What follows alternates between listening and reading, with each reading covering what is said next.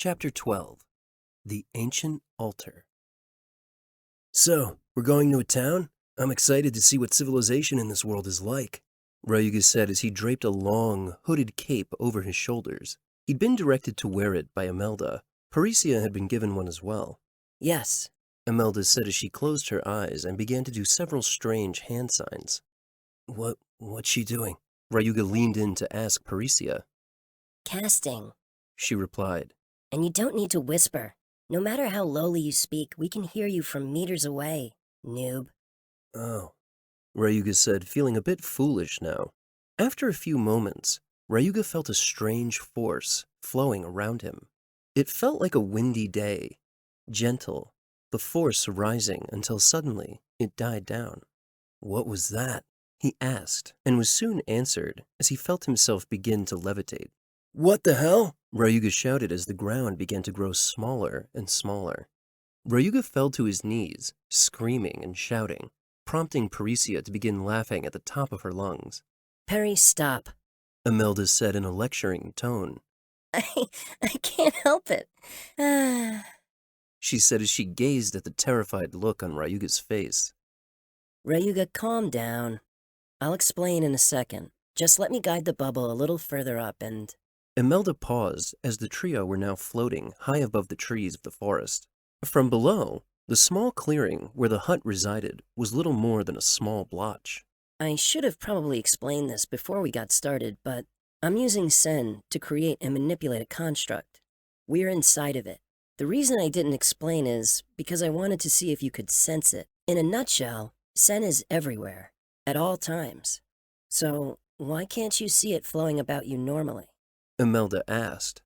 Ryuga, who had now managed to calm down a little, simply shrugged his shoulders. It's because of your understanding and perception. To put it another way, the natural energy flowing through the environment is so massive that your mind can't detect it unless you exert effort to do so. But even then, you can't fully fathom or understand the amount of energy flowing around you at any given time. This construct is much like that. I purposefully called forth and used a large amount of Sen to create this. I used more than usual because I want you to train as we travel. Your task is simple. Comprehend the construct's shape and color.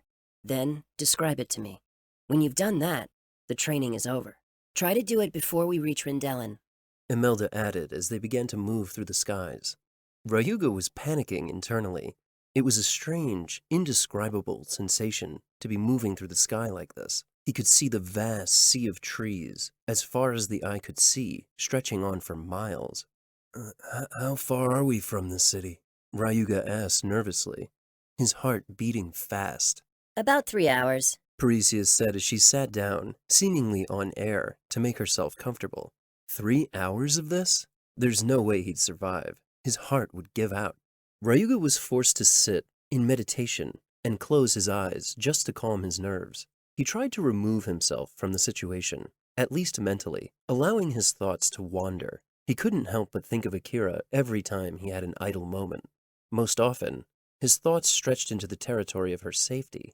Each day, Imelda and he would use her location technique, or a locator, to search for her. Each day the results were the same. She was out there, somewhere, but her exact location simply couldn't be determined. It was a thought that was both vexing and hopeful. Ryuga would then fall into the same line of thinking each time. I have to hurry up so I can find her. Any tips? He said, opening his eyes and slowly getting to his feet. Yes. Reach out with your senses. Imelda replied, her attention on steering the magical spell. Imelda was usually very good with her hints, and he realized her intentions, but often he wished she would simply tell him directly. The trio flew across the sky for a long time before Ryuga even got a hint at understanding what Imelda meant. He first thought about her explanation. Everything has Sen. If he had to guess, the largest source of Sen around him would be the air. He then realized that he couldn't feel the air, despite the fact that they were flying rather quickly. After several minutes of trying to sense the air moving around them, he felt that perhaps he was in some sort of sphere. With his eyes closed, he began to see and feel as much in his mind's eye. A sphere, he said aloud after about 2 hours. Correct. But I said shape and color. Imelda replied. Shit. Ryuga mumbled to himself. He had no choice but to continue to experiment in his training.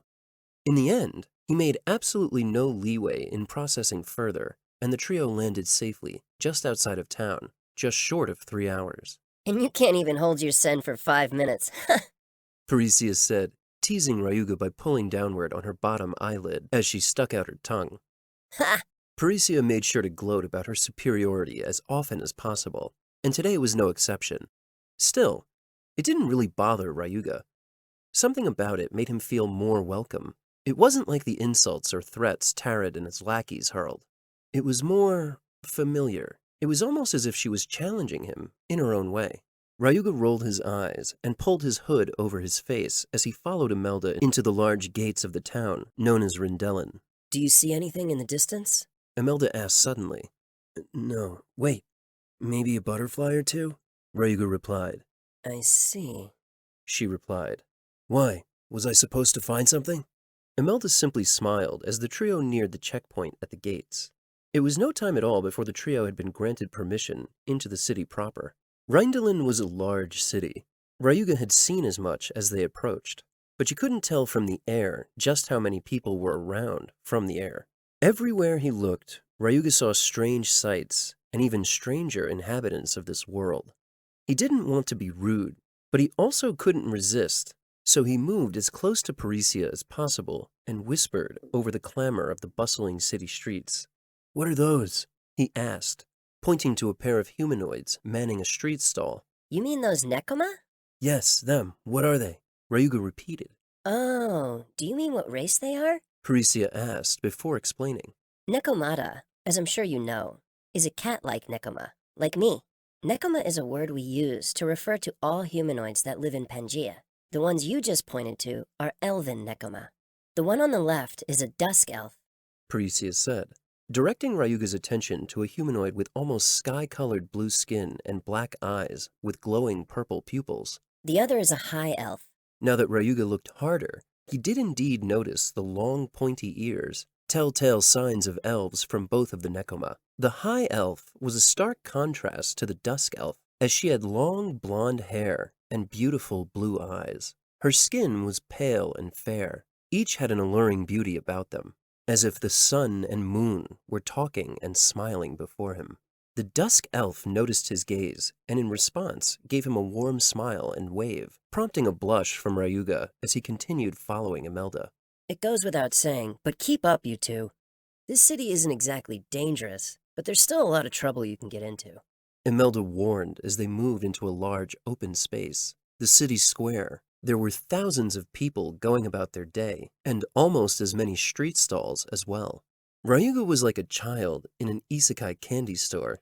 Surely this is what it's like to be stuck in a JRPG, he thought to himself as he watched a young, beautiful woman with ivory-colored wings walk by. Parisia had taken to explaining all of the Nekoma to him by default, now as they walked. Angelus, Fairy, Kitsune. For the most part, there were many more elves than other Nekoma from what Ryuga saw. Eventually, Imelda stopped at a stall and took out her coin purse. These are nice. Can I have 2 of these, please? She said, pointing to 2 small crystals. They both had a strange symbol on them. Sure, that's 10 circa. The dusk elf woman said as she received Imelda's money and handed her 2 crystals in exchange.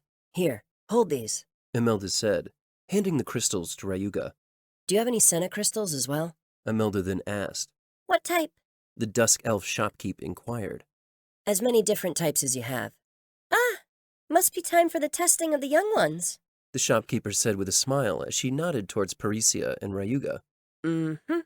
In that case, I have 4 different varieties. Their charge is sufficient for 3 uses, up to rank D, silver class. Is that okay? The shopkeep further asked. Yes, that's perfect, thanks. I'll take 2 of each. Excellent. That comes up to 160 circa. The trio waved as they left the shop stall.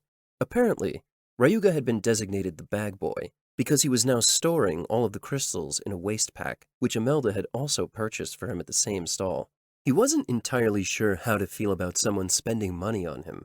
In fact, aside from his mother and Mrs. Konami, Ryuga rarely had anyone care enough to splurge on him at all. Thank you, he muttered sheepishly as the thought ran through his mind. What for? Imelda inquired as they stopped before a rather large building just outside of the market square. I've never really had anyone buy me anything before. I mean, you know my situation, so I'm not sure if I'll be able to repay you right away. No worries, kid. Imelda said, smiling pleasantly. More importantly, down to business about why we're here. She said, turning to face both Parisia and Ryuga. Well, Parisia, you understand the situation already, but I will briefly recap for Ryuga here. Imelda began. I might have mentioned it before, but Sen warriors are the only Nekoma who can stand up to the threat of Sen beasts. You'll need to grow stronger and be properly trained if you hope to stand a chance while searching for your friend Akira. To that end, I recommend that you join the academy as one of my pupils. Parisia here is already in training, and has been for some months now. Wow, Imelda, you just get more amazing every day. You're a teacher at an academy for Sen warriors? Imelda couldn't help but blush slightly. Yes, I am. And while the situation is a bit more complex than what I've had the chance to explain to you, before you can become a student, you need to have your aptitude tested. Imelda continued. This building, She motioned towards the structure nearby. is a place where you can have your potential ranked. Parisia will have her potential ranked now, and I'd recommend that you do as well. Ryuga nodded in agreement. After all, what else could he do? He was stuck in a foreign world and had no way of surviving on his own. It made sense to learn more about the world while cultivating his strength. Besides, it's not like anyone was waiting for him back home. I'll do it, Ryuga said with another nod. Great. Then let's go, pupils. Imelda grinned as she moved to enter the building, both of her students following closely behind. Watch it, you slime. Imelda fumbled backwards almost immediately after proceeding up the steps of the large building before them. The directive came from a young Nekoma male, not much older than Ryuga. Ryuga immediately recognized him as a high elf by the blonde hair and blue eyes. He was wearing fine clothing, blue silk, or at least a cloth comparable to what Ryuga would call silk, with silver trim around the edges. His shirt and pants were made of the same material, while his shoes were a dark obsidian-like color. They seemed to be made out of equally fine leather. His hair was pulled back into a ponytail, slicked back and oiled, save for a few strands of hair which fell loosely over his left eye. Ugh, dirty scrubs. Getting your filth all over my clothes. He remarked, winning a scowl from Ryuga and Parisia both. Imelda didn't react to his rudeness, but rather, she bowed her head before speaking. My apologies, young master. It seems we weren't watching our step. We will be more careful in the future. Imelda bowed her head for quite some time as the young boy eyed her. Come along, Sia. I don't want to breathe the same air as this potato sack wearing filth. The young man seemed to be talking to someone else. Ryuga didn't notice at first, but there was a young Nekomata behind him. Ryuga's first thought was that she was beautiful. Her hair was a soft pink color, which matched her eyes. The young lady's gaze was downcast, her body language docile in nature, as she nodded in agreement. Yes, Master Greenleaf. She said subserviently. The young master strutted past the trio, the young Nekomata girl in tow. Ryuga felt an intense loathing welling up from within the pit of his stomach. The day had been excellent up until this point. Why did such a terrible scene have to ruin things? I guess there's ugly people no matter which world you come from, he said, clenching his fist. Ryuga, Imelda began. never mind. Perhaps we'll save that talk for later. Let's go. Soon the trio were inside the building, which resembled the inside of a temple hall more than anything. The floor was made of ornate stonework, draped with a long red carpet, featuring finely strewn gold trim along the outer edges of the cloth. On either side of the hall, there were dozens of Nekoma, most of which appeared to be around the same age group as Ryuga. As they moved, several shifted their gaze towards Ryuga and his companions with mixed reaction. Some seemed indifferent, others glared with disdain, and still others were cold and distant. Did we do something wrong, Parisia? Ryuga asked as he drew closer towards the two subconsciously. No, not really. This is just... Parisia paused for a moment, as if she were considering her words carefully. Leave it for later. Imelda remarked as she continued to lead her two students towards a large wooden desk at the end of the entrance hall. They waited in line for a while, perhaps around a half an hour. For what reason, Ryuga was left to wonder.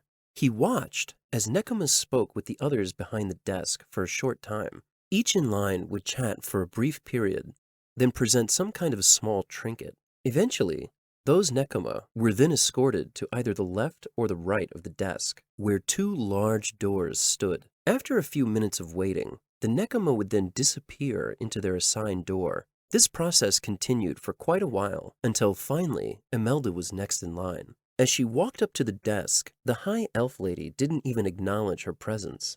Imelda waited patiently for an awkward amount of time, until finally the woman spoke.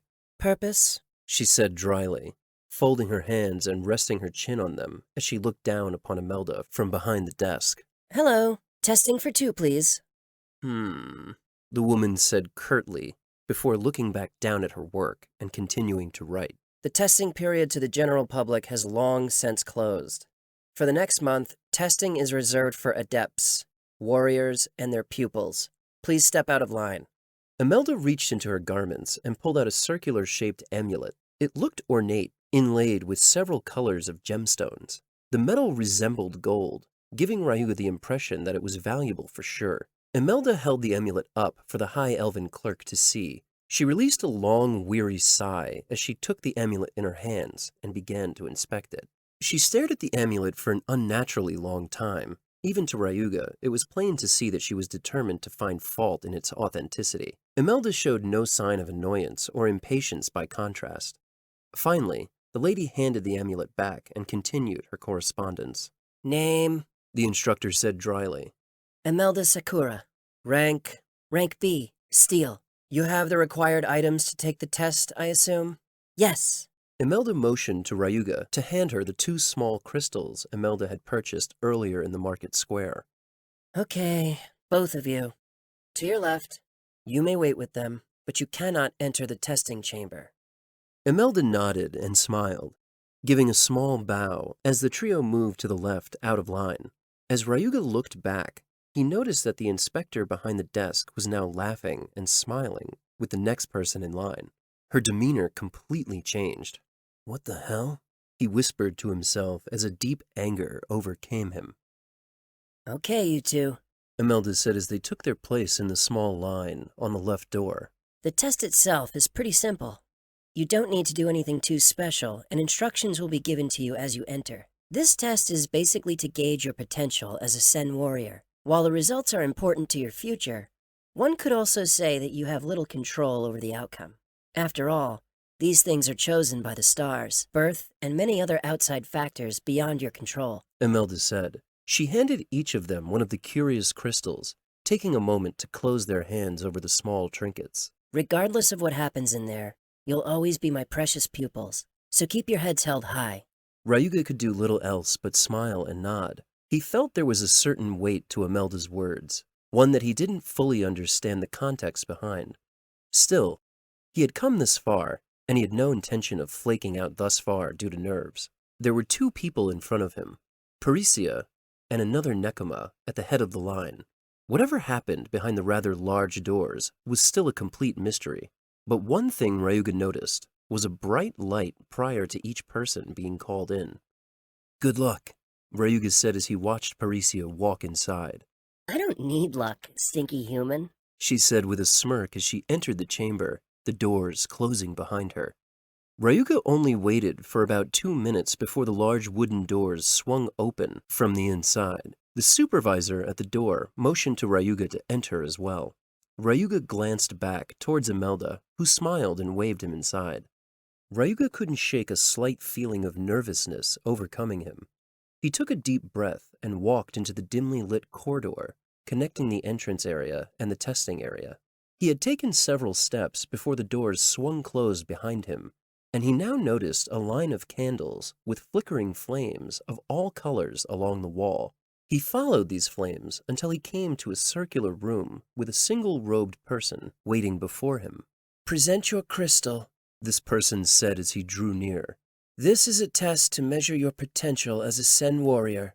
In order to rank in the academy, you must obtain at least rank C potential measurements. The examiner continued the explanation, but it may as well have been in a foreign language to Ryuga. Ranks? Levels? Imelda had clearly forgotten to explain a few things. Ryuga could do little else but nod. Now, Hold the crystal in your palm, face up, and shroud yourself in mana. I will do the rest, the examiner said as she placed her hands in a peculiar hand sign and began moving rhythmically. Her movements were slow and deliberate. It reminded Ryuga of a dance as he watched, so much so that he almost forgot to use his mana. He closed his eyes and did as commanded, keen to focus on the task at hand. To this end, he called forth his power and... "Ah!" the examiner screamed, prompting Ryuga's eyes to pop open. "Oh, that startled me," she said, grasping her chest. What? What happened?" Ryuga noticed that the crystal in his palm had shattered into several pieces. "This happens from time to time," she said, walking over to Ryuga. "These crystals are made to measure the potential of a Sen user. However, if the potential of the test occupant exceeds that of the crystal's limits, they shatter." The examiner reached into her robes and pulled out another larger crystal. Ryuga thought back to the moment when Imelda first purchased the crystals and the shopkeeper's question. "We will use this for the purposes of the test. It's my own personal tool, so you won't be able to take it with you, but it will suffice for registering your ability with the council." She placed the crystal into Ryuga's palm and nodded for him to proceed once more. He once again closed his eyes and felt a quick descent into his own mind. For some reason, it was much easier to focus in this place, as if he could easily and effortlessly pull forth endless power. And so he did. This can't be." The examiner seemed shaken as she took a few steps backwards. "You broke this one too? This is a rank M testing crystal. This is impossible," she whispered. I'm sorry." It was the only thing Ryuga could think of to say after seeing her reaction. No, child. Don't be sorry. We just need to use the ancient altar to determine your potential, that's all.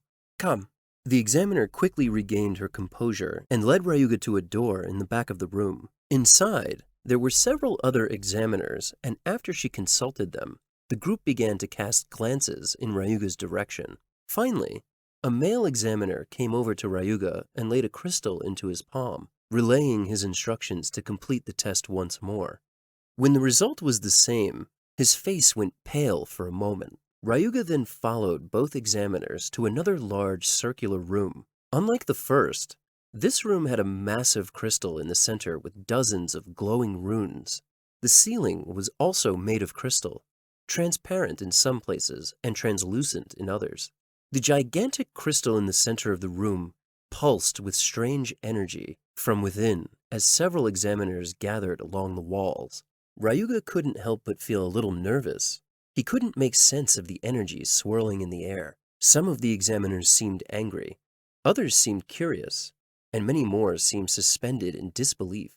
"It is an honor to use the ancient altar, young one." One of the examiners stepped forward as he spoke. The man was a much older, tall dusk elf, as noted by the silver in his beard and hair. "May I ask who your sensei is?" "Hello, I'm Ryuga. Imelda is my teacher." As Ryuga took the man's hand, he noticed that the dusk elf glanced beneath his hood, fully appraising Ryuga's appearance. "Imelda, the half-breed?" The tall Nekoma seemed surprised upon hearing Imelda's name. Yes. The reaction around the room was a mix of murmurs and whispers, leaving Ryuga somewhat puzzled. "Well, wonders never cease.